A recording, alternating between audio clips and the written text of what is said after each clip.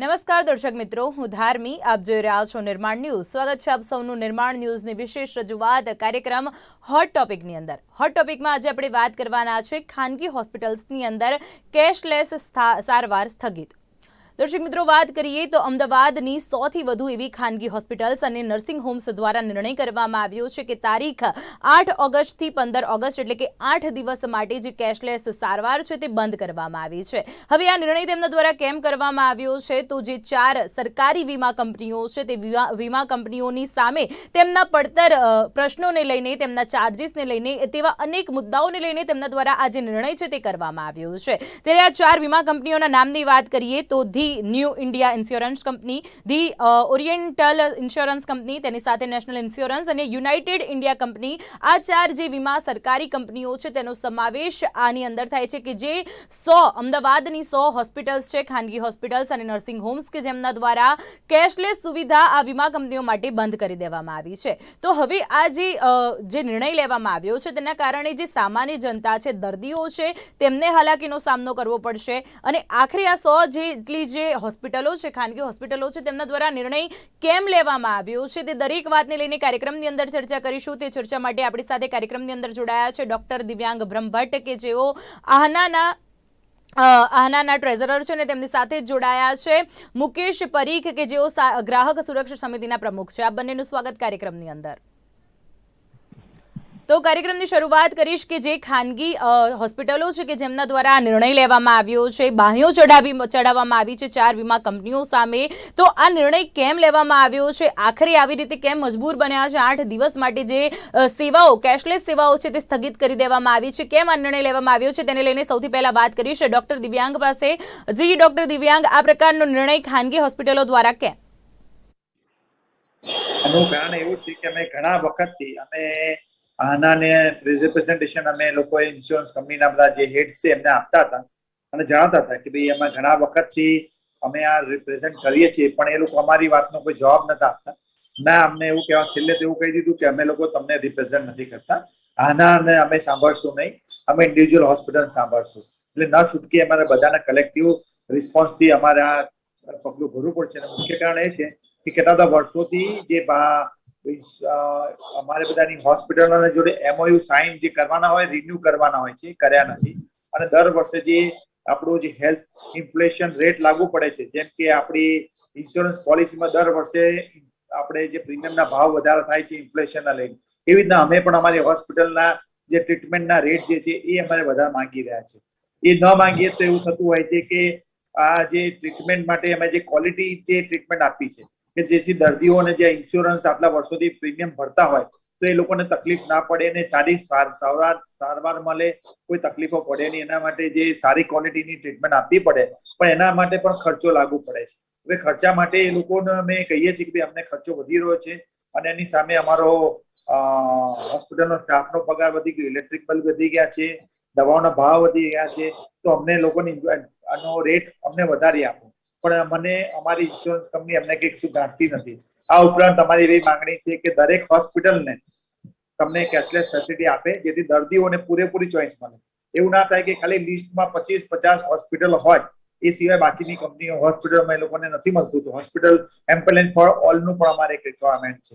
આ ઉપરાંત અમારી એવી માંગણી છે કે તમે એક વખતે ઓથોરાઇઝેશન ઇસ્યુ કરો પછી જુદી જુદી પ્રકારના બહાના હેઠળ લોકો ચાર્જીસ કાપી લેતા હોય છે.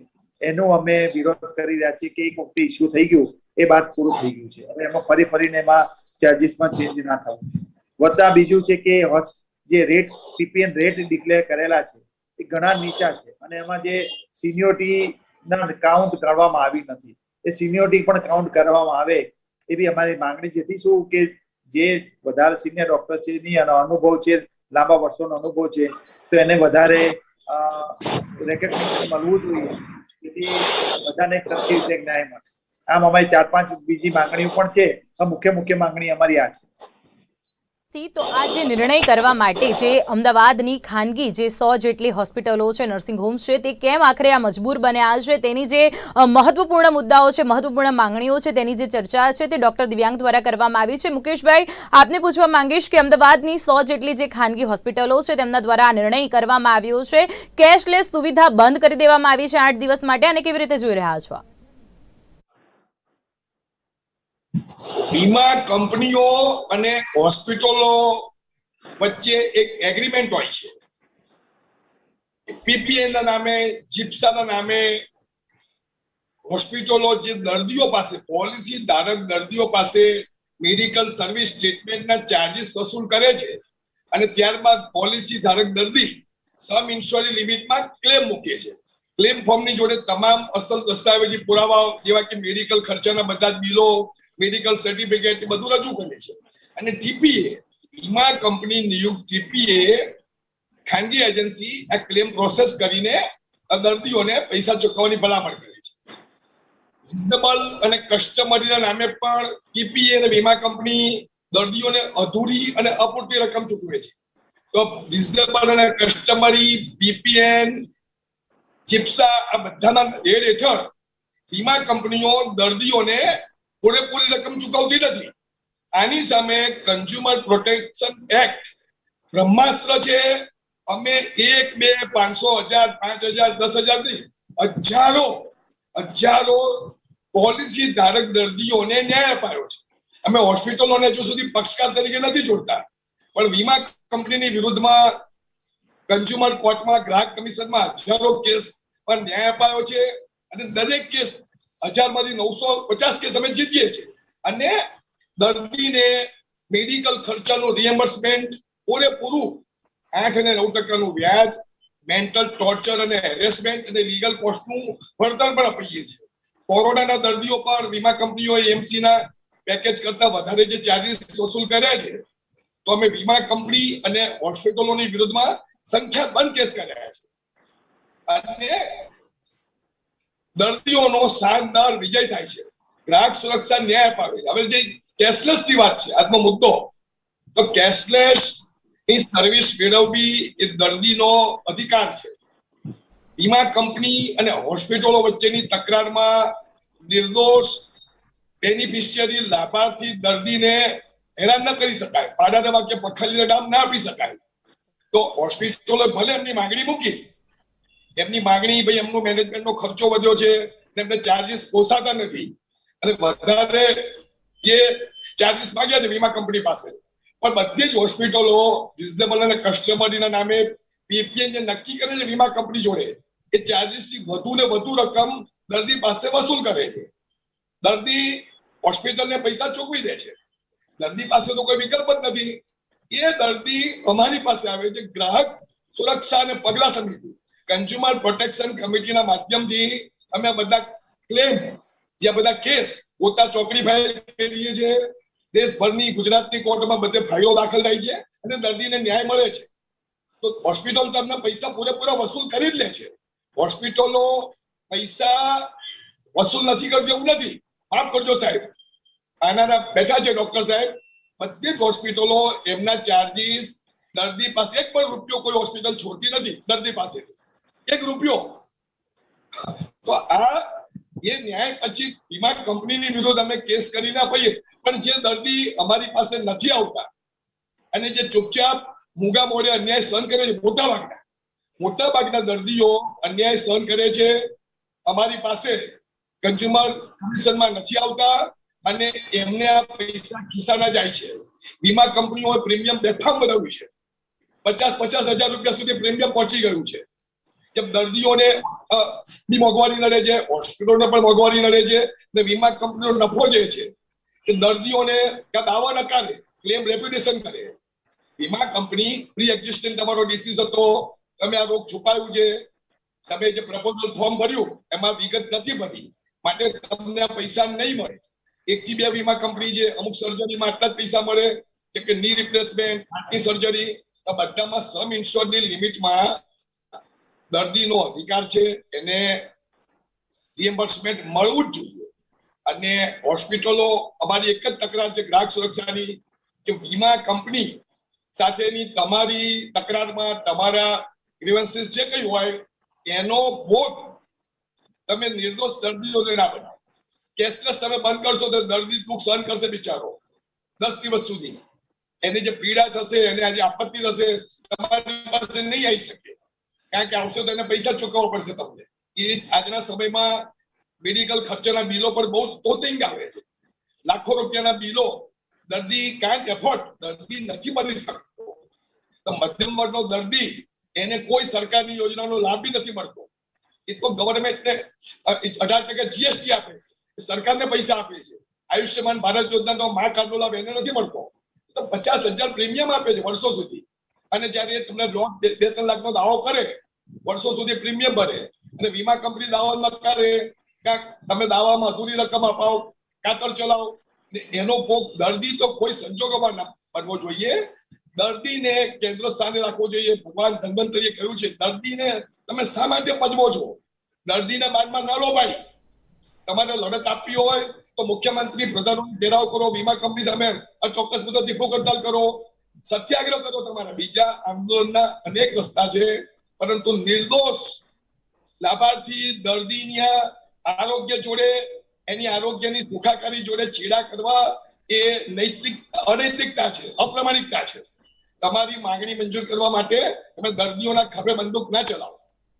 ગ્રાહક સુરક્ષા અને પગલા સમિતિ અને દર્દીઓ જવાબ આપો. જી દિવ્યાંગભાઈ, આપને બોલવાનું. જી દિવ્યાંગભાઈ, આપને બોલવા, હું એ જ વાત કહેવા માંગીશ કે જે પ્રકારે અત્યારે મુકેશભાઈ દ્વારા જે સવાલો ઉઠાવવામાં આવ્યા છે, ચોક્કસથી તેમના દ્વારા કહેવામાં આવ્યું છે કે જે ખાનગી હોસ્પિટલો છે, નર્સિંગ હોમ્સ છે, તેમની માંગણી વ્યાજબી છે, પરંતુ તેના કારણે તેનો ભોગ છે તે ક્યાંક ને ક્યાંક દર્દીઓ બની રહ્યા છે. તેને લઈને શું કહેશો?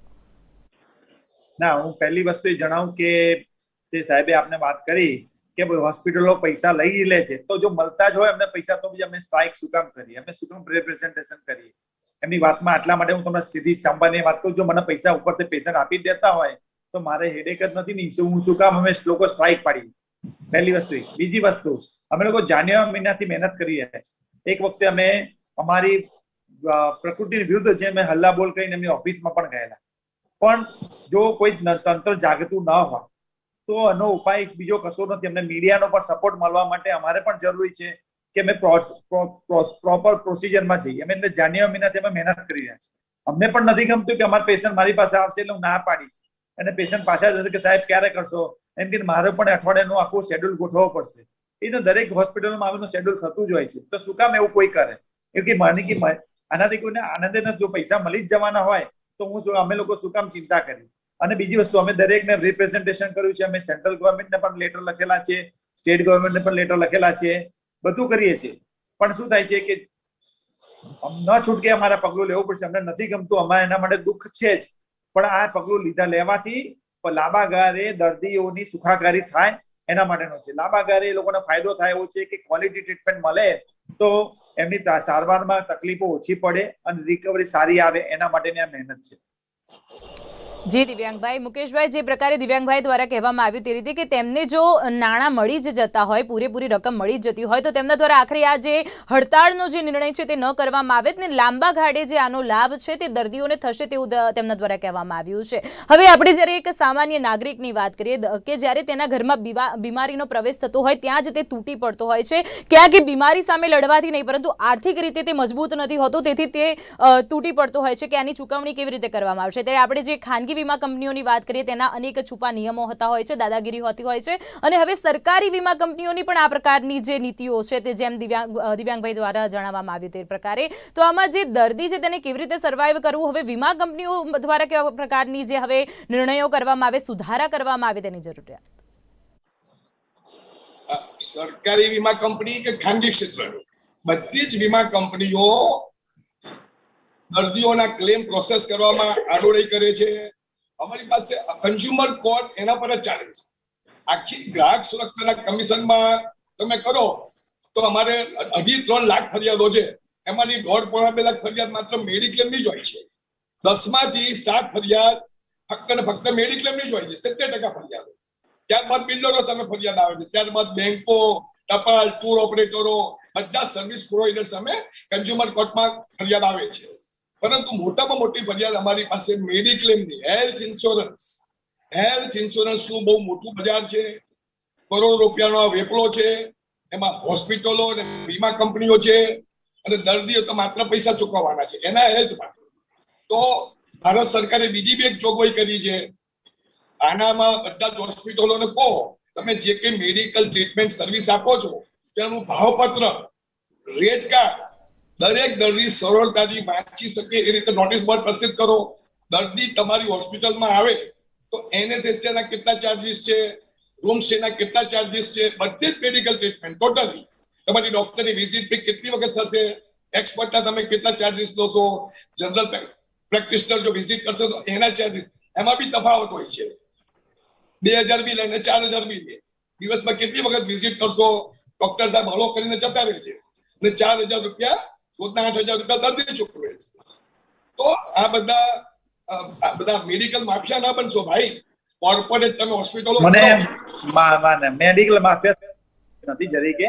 તમે એક વસ્તુ સમજો કે તમને લોકોને જ્યારે પૈસા ચૂકવવાના આવે એટલે તકલીફ પડે, પણ તમે અમારો પરિસ્થિતિ સમજો. અમારો મ્યુનિસિપલ ટેક્સ તમે સમજો, હાઈએસ્ટ લેવલનો મ્યુનિસિપલ ટેક્સ છે અમારો. મ્યુનિસિપલ ટેક્સ હોટલ કરતા વધારે છે. ચોક્કસથી મુકેશભાઈ એક વખત ડોક્ટર દિવ્યાંગને ચૂકવ્યા છે તમારા પોતે બિલો 5 લાખ, 10 લાખ, 15 લાખ, 20 લાખ. ડેન્ગ્યુનો મચ્છર કર્યો. ડોક્ટર દિવ્યાંગ, આપને એમની વાત પૂરી થઈ જાય પછી આપને આપની વાત રજૂઆત કરવાનો મોકો આપીએ છીએ. જી મુકેશભાઈ. ઓપરેશન કરીને પૈસા લઈ લો છો તમે. ઘણા બધા કૌભાંડ ચાલે છે, અનેક અનિયમિતતાઓ છે, ગેરરીતિઓ છે. હવે એમ નથી કહેતા બધા જ ખરાબ છે, પરંતુ શક્ય એટલું આરોગ્ય સેવાઓનું વેપારીકરણ જેવું થાય છે. શિક્ષણનું પણ વેપારીકરણ, આરોગ્ય સેવાનું પણ વેપારીકરણ. તો એના પર બી કંઈક નિયંત્રણ, અંકુશ મૂકો.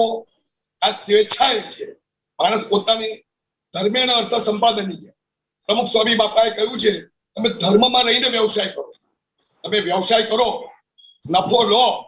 નફો એ વેપારીનો પ્રાણવાયુ છે, ઓક્સિજન છે. બધા સમજીએ છીએ આપણે.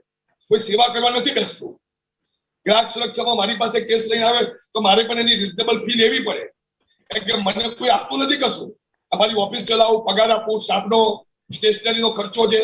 તો દરેક ઇકોનોમી વાયબલ હોવી જોઈએ, પરંતુ નફો અને નફાખોરીમાં બહુ અંતર છે. તમે એટલા બધા બિલો બી ના બનાવો અને ખોટું રોગનું નિદાન. ઘણા બધા અલગ વસ્તુ છે. આજનો મુખ્ય મુદ્દો તો પ્રસ્તુત કેસમાં કેશલેસ જે છે એ વીમા કંપની સાથે તમારે જો ટાઈઅપ હોય તો તમે એનું એપ્રુવલ વીમા કંપની તમને આપે છે. અને વીમા કંપની તમને સમય છે કે પૈસા એ ધંધો છે, તમારો વ્યવસાય છે, તમે જે ટર્મ્સ એન્ડ કન્ડિશન છે કે નક્કી કરી હોય. પણ બધી જ હોસ્પિટલો રિઝનેબલ અને કસ્ટમરીના નામે જે વધારે પૈસા લેતી હોય એમનું બિલ વસૂલ કરવું. ડોક્ટર દિવ્યાંગને આપણે એમની વાત રજૂ કરવાનું. જી ડોક્ટર દિવ્યાંગ.